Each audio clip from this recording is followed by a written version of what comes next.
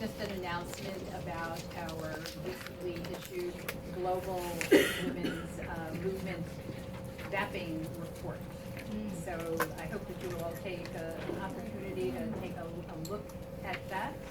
And if any of you have business cards with you, Frank will help to collect those, and if someone can lend us a piece of paper for those of you who don't have business cards for the envelope, perhaps we could ask you to just sign in with your name and your organization and your email address.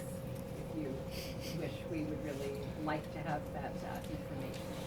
So we'll collect business cards and get your names.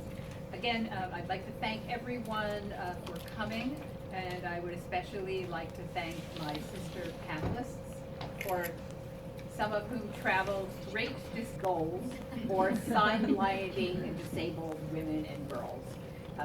Basically, we were, and many of us have been very concerned that the Millennium Development Goals, which preceded the Sustainable Development Goals, really did not have vigorous components directed specifically towards women and girls with disabilities.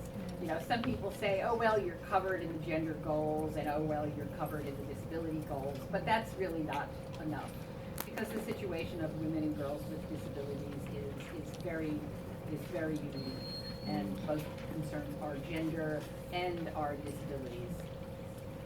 We need to consider these intersecting forms of discrimination as we discuss these various topics. So, with a specific focus on poverty in the context of the UK. Hello, everybody. As I was preparing for this talk, I thought that austerity has hit many parts of the world, and it's no different, not that much different, whether you are in the global north or the global south.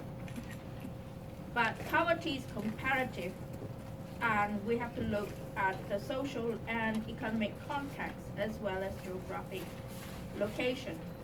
As Stephanie has already mentioned, there are also intersectional aspects to be considered.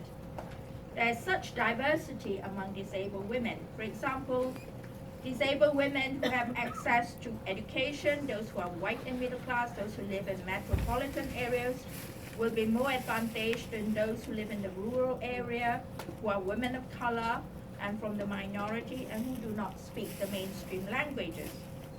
And those who are disabled from a young age are less advantaged from those who acquired disability later in life. And I should say here that I prefer to use the term disabled women rather than women with disabilities, because I'm from the UK. And we use the social model of disability, saying that it is the society with its environmental and attitudinal barriers that disable us, not necessarily our impairments.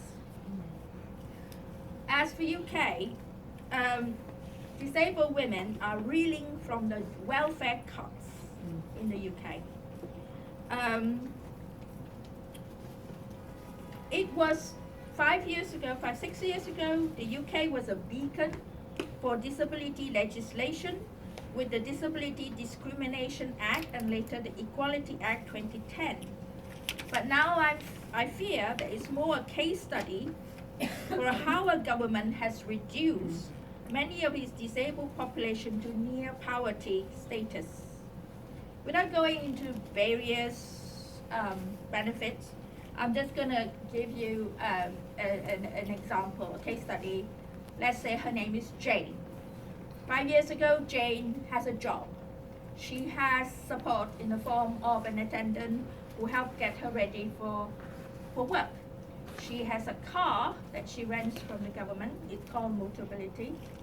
And she has something called Disability Living Allowance that helps her with the more expensive aspects of being disabled. So the government decides to have cuts, and they've changed the criteria. First of all, they take her car away. Then they because they said that she didn't need one because her disability isn't enough to warrant having a car. So then she can't get to work. They said, well, take a taxi, can you imagine?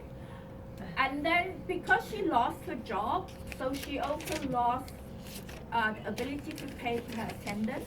And there's something in England called access to work that helps you work with an attendant. And because she lost her job, she also lost that attendant. And because of that, in the UK, there's also something called a bedroom tax, which means that because her attendant stays with her at night, so she has 2 rooms, and the bedroom tax says that she doesn't warrant having an extra room, and so she should pay extra. So she runs into debt. The bailiffs come, she's made homeless, and so she is, in despair, and she kills herself because she doesn't know what to do. So very quickly, I am going to quote some things from the newspaper, and this is from the